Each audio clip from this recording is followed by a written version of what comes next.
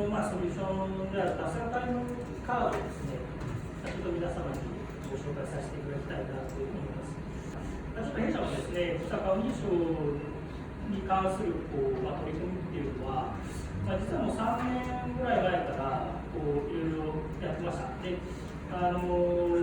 社はマイクロソフトのパートナーをさせていただいているというふう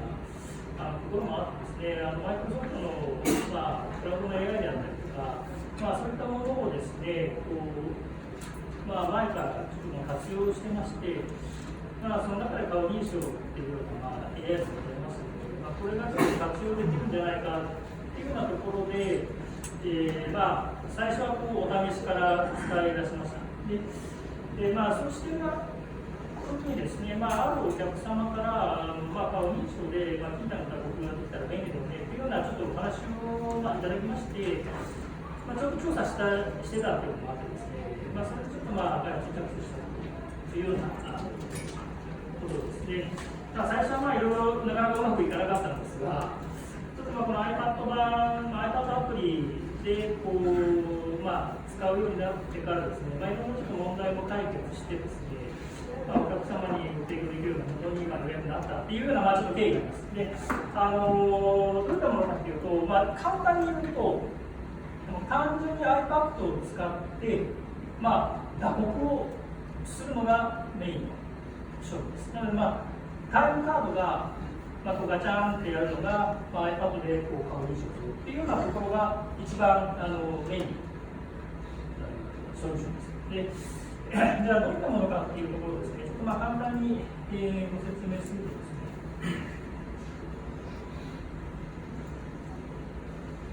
ね、タスカルタイムカードをですね、説明させていただくには、ちょっと3つのキーワードっていうのをいつも挙げてます。これは何かというと、簡単、高速、高精度、この3つです。でなぜこの3つにこだわっているかというとですね、実際タイムカードの代わりになりますので、タイムカードよりも難しかったら使えないんですよね。でかつその顔認証するのに、時間がかかって、例えば1秒2秒かかってしまう。だともうちょっと遅すぎる。もう使う人はそれにスルーするかもしれない。で、さらに高精度じゃないと、そもそも顔認証を使ってる意味がないというようなところで、この3つにこだわりました。で、その中身は何かというとですね、使い方がとてもシンプルで、ちょっと先ほどボードも話しさせていただきましたけど、iPad と iPhone であれば、これが顔認証できます。で、ネットワークがつながっていれば、どこでも打刻することができます。データは全部クラウド上にあるんです。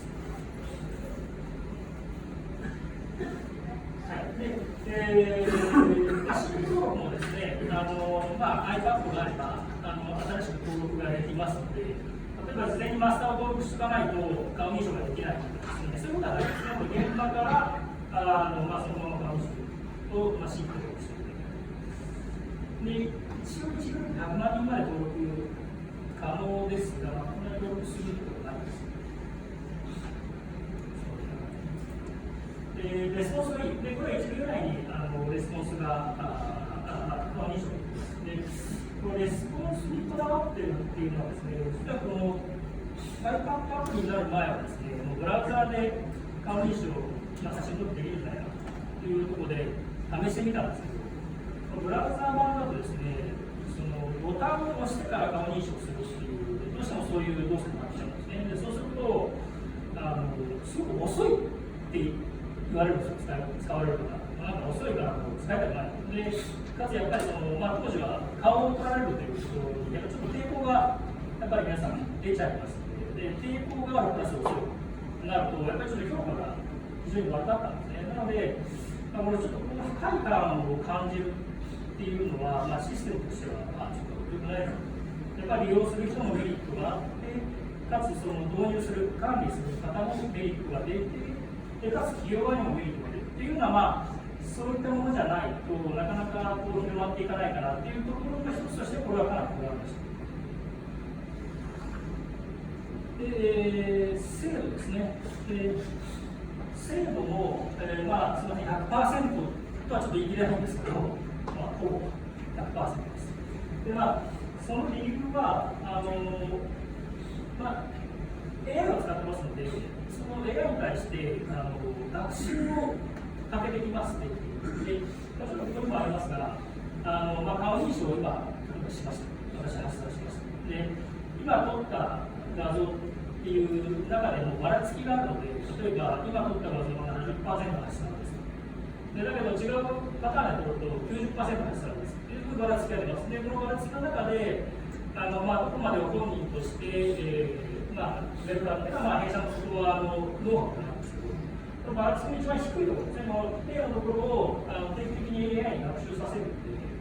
精度っていうのが担保される。で、顔の変化、あんまりその整形した方かどうかちょっと今まで実績があるかどうか正直わからないんですけど、そんなに変化はしないとは思うんですが、一旦顔登録してしまえば、その後取り直しをするというようなことは基本的にはないです。学習ってです。というところが、主な特徴です。あといろいろ実はちょっとあってですね、6データまで支給されてますけど、ドライバーでも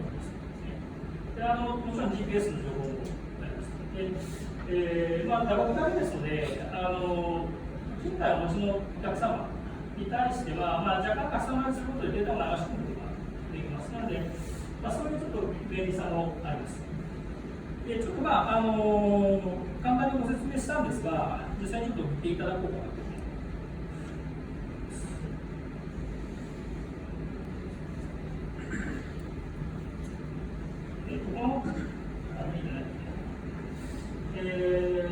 ログイン画面ですね。こちら iPad があります。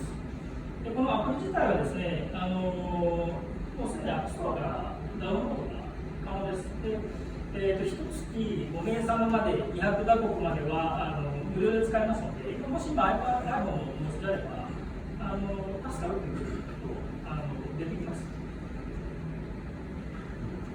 で、しかも顔認証しちゃいますね。こんな感じで顔認証できます。この青くなると、もう顔認証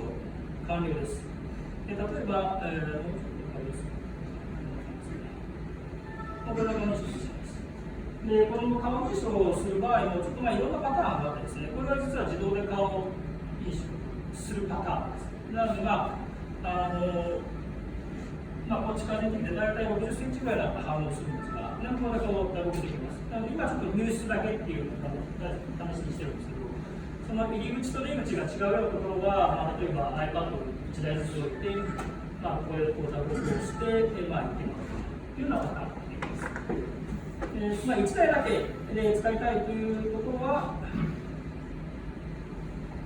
こんな感じで出勤退勤とボタンを出すことができます。で、これで私出勤です。で、これで出勤の打撲ができます。で、帰るときは、またこう、顔認証されているところで、こう、退勤やれば、これでロゴが届きます。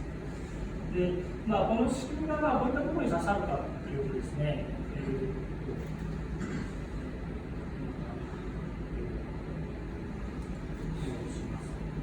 ょっとここは暗がりですけど、これぐらいの暗さがあれば、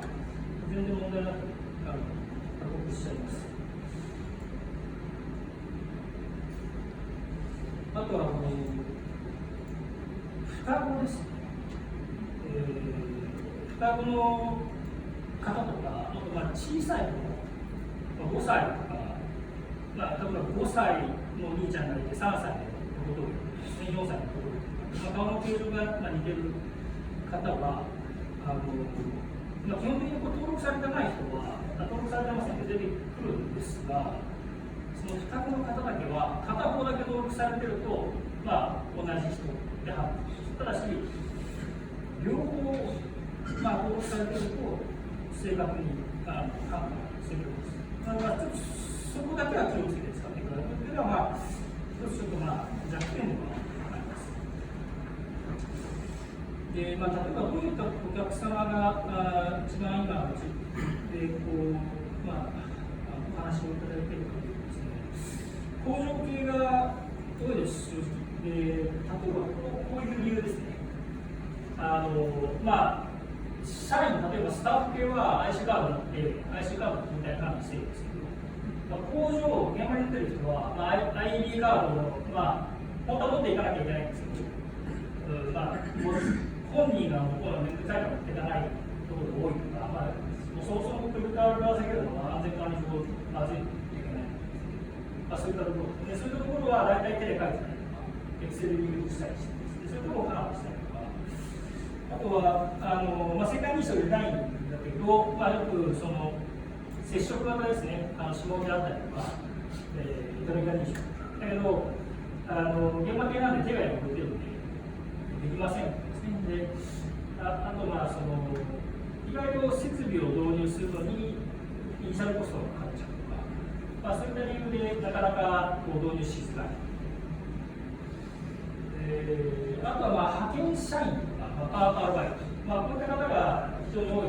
僕の製造業の特徴ではあるんですけど、そうすると、先ほどの IC カードとかを、一時発行できないですね。例えば、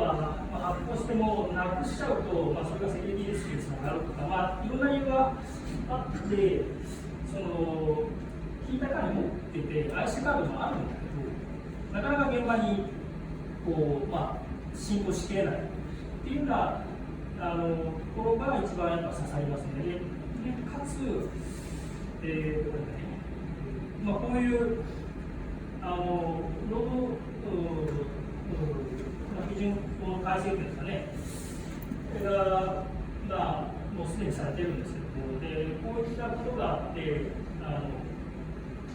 勤怠管理の対応してもらえる。だけど、勤怠管理自体はもうすでにあるので、これを全部変えようとなると、かなり大事になるんですけど、じゃあ、僕だけ変えちゃえばいいんじゃないかと。しかも本人の株式が分かる方法でっていうところで、この iPad だけでネットワークがつながっていれば、顔認証でダブルが取れるっていうところが一番お客様、うちが今、お客でお客様は下がってますね。こういったところがちょっと面白いかなっていうようなところです。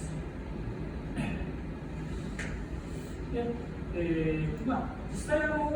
導入していただいた企業様で、成果として、大体、これ大体ですけども、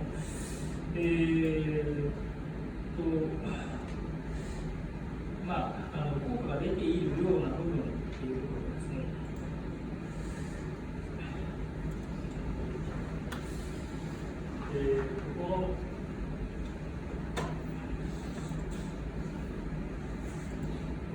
大体管理コストがですね、60% ぐらい削減されますというのは結構手書きのところが多いので、そこが電子化されることによって、そういった管理コストがなくなるので、結構やっぱり外国人の方をですね、受け入れられる方はかなりいろんな手間をかけてですね、そもそも外国人が手書きで書いてくるのがパッと読めないので、それをまず手で書き直してからデータに入力するとか、結構そういうことをやられてるんですよね。そうなるとかなり管理コストが発生しているというようなところです。最後に価格なんですが、基本的に価格はですね、1打刻いくらになります。これはちょっと弊社もですね、顔認証の AI のところは、クラウドサービスを利用しているというようなところもあってですね、重量課金制にさせていただいてます。で、大体一認証で、ちょっと細かいんですけど、1.667円かかります。で、1回登録するのに 8.4 円かかります。で、例えば仮に出勤、退勤、1日2回、で、20日間働いたということだと大体70円ぐらいですね、というようなコストで、もちろん、僕は打刻する場合はですね、もうちょっと費用がかかってきてしまうんですが、かかります。ただし、基本的にこれだけです。で、ソフトウェアに対するコストっていうのはこれだけ。あとは、iPad を買っていただくとかですね、そういったコストは別で発生しますが、iPad はお客様で調達していただくのが、一番スムーズですね。で、例えば大手キャリア、au だったりとか、ソフトバンクだったりとか、ドコモさんであったりとか、そういったところからですね、調達していただいた方が、その保証であったりとか、そういったところも手厚くやられてますので、そういうところ調達していただいても問題ないです。で、あと iPad はですね、基本的に推奨のものがございます。当然、プロであれば一番いいんですが、あと iPad mini でも大丈夫です。ただし、現状